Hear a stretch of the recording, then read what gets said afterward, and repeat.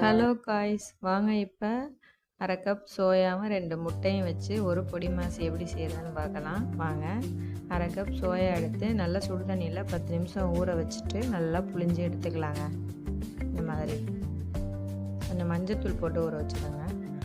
புளிஞ்சு மிக்ஸி ஜாரில் சேர்த்து நல்லா அரைச்சி எடுத்துக்கலாங்க. அந்த மாதிரி அரைச்சி எடுத்துக்கோங்க.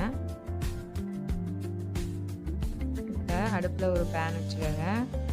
2 ஸ்பூன் எண்ணெய் சேர்த்துக்கோங்க. அரை டீஸ்பூன் கரம் மசாலா தூள் சேர்த்துக்கோங்க.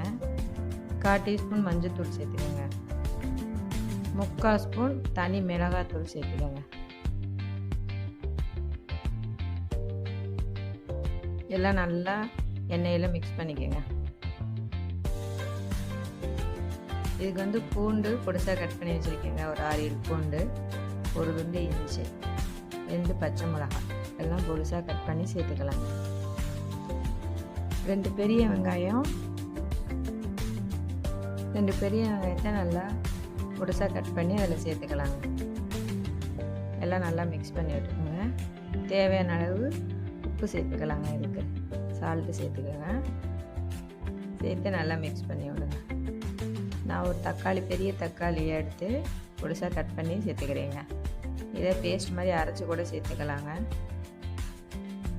அரைச்சி சேர்த்தா கொஞ்சம் புளிப்பாக இருக்கும், அதனால் நான் இப்படி சேர்த்துருக்கேன். எல்லாம் நல்லா மிக்ஸ் பண்ணி விடுங்க. இப்போ அரைச்ச சோயாவை அதில் சேர்த்துக்கலாங்க. எல்லாம் சேர்த்து நல்லா கிளறி விடுங்க. இப்போ 2 முட்டை எடுத்து நான் உடச்சி வச்சுருக்கேங்க. இப்போ முட்டை சேர்த்துக்கலாம்.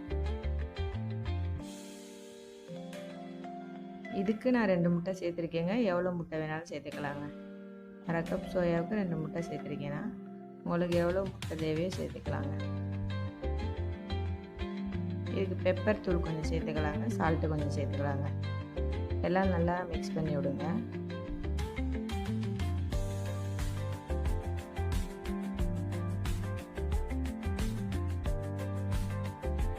இது நல்லா ட்ரையாக வர்ற அளவுக்கு கிளறி விடுங்க. பேனில் வச்சு நல்லா கொத்தமல்லி தழை, கருவேப்பிலை தூவி விடுங்க. அவ்வளோதாங்க. முட்டை சோயா பொடி மாஸ் ரெடி. செஞ்சு பாருங்கள். பிடிச்சிருந்துன்னா லைக் பண்ணுங்கள், சப்ஸ்கிரைப் பண்ணுங்கள். நல்லா ட்ரையாக வரணும்.